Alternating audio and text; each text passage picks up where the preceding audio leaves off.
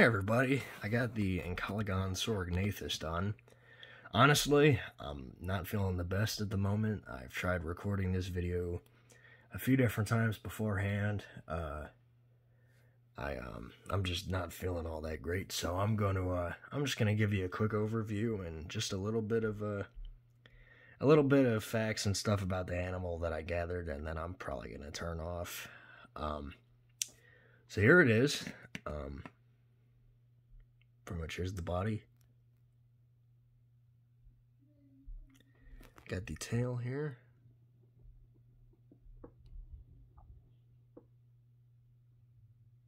And then it's sort of like a black and white tuft. Got it underneath with the, the genitals and the anus.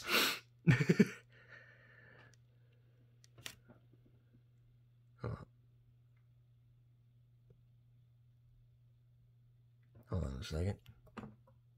Don't mind the human being there. He's something special I got planned in the future. There we go. I didn't bother to fill in the names since it's kind of jumbled anyway, and painting would...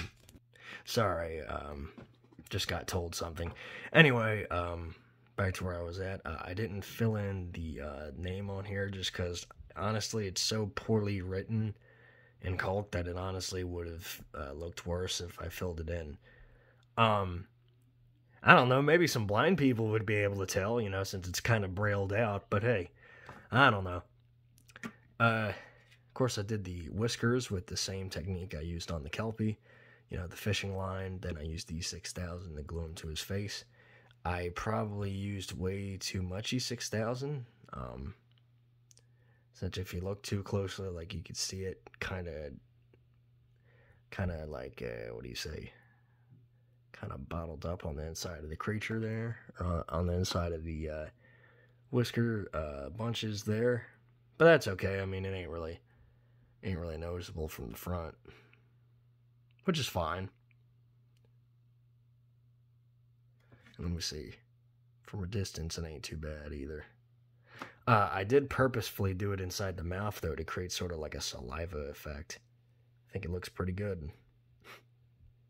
And then two of his fangs are partially damaged, broken, and I painted them that way. And then, of course, you got the whiskers on the bottom jaw with patches of white fur at the bottom to help them kind of blend in. Got the whiskers on his brow. Honestly, my favorite thing that turned out about this guy was his eyeballs.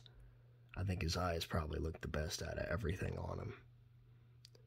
And those, honestly, only took me one attempt, which is surprising, because usually I have to do eyes over and over and over. Then, you got the hooves, which are pretty much just like a grayish color. They're painted not too bad. Kind of hard to see, but that's okay. Don't mind all the talking in the background. That's just my family. Sorry. And, the patterns on the body were inspired by vivirids, which are like, feliform, like mongoose type animals. Mongooses, I think, are vivirids. I think. Don't quote me on that.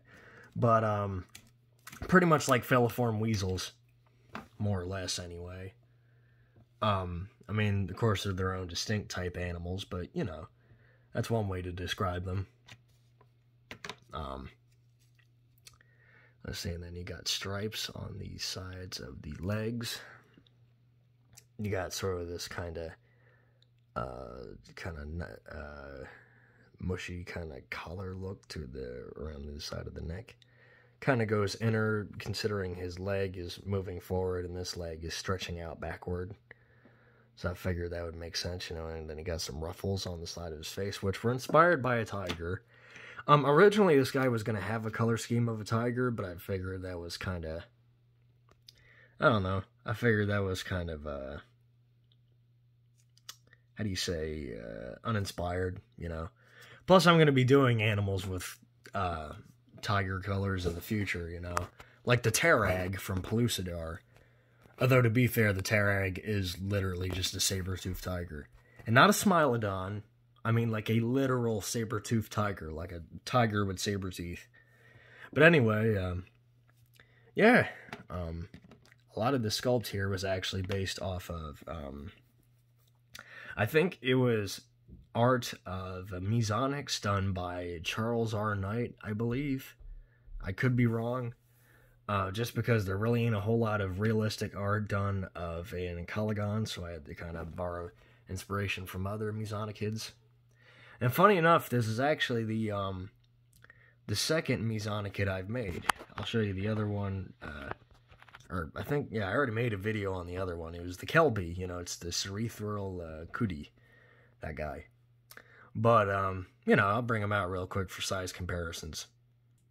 And honestly, this is actually a pretty accurate size comparison, considering Ankalagon was roughly around 90 centimeters at the shoulder, which is about 35 inches and 2 feet. So, or not 2 feet and 35 inches. 90 centimeters, about 35 inches roughly, and then 35 inches roughly 2 feet. So yeah, this guy was more or less he's about a foot smaller than like an average male black bear. So I don't know what the fuck the damn wikis were going on about. Oh, it's the size of a bear. Well, sure, you ain't being specific as to what kind of bear. God, I hate it when people say that. Oh, it's around the size of a bear. What kind of bear? There's a lot of different bears. There's fucking 8 bears.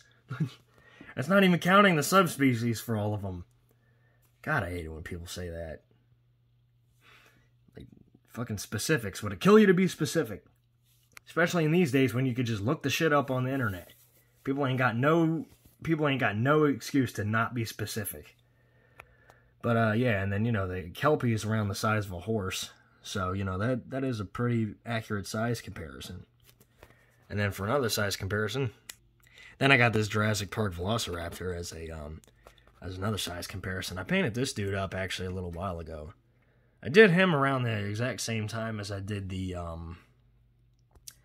Megaraptor. Yeah. Figured I would actually, man, they kind of go well together, do they? Oh, yeah, just at the right angle.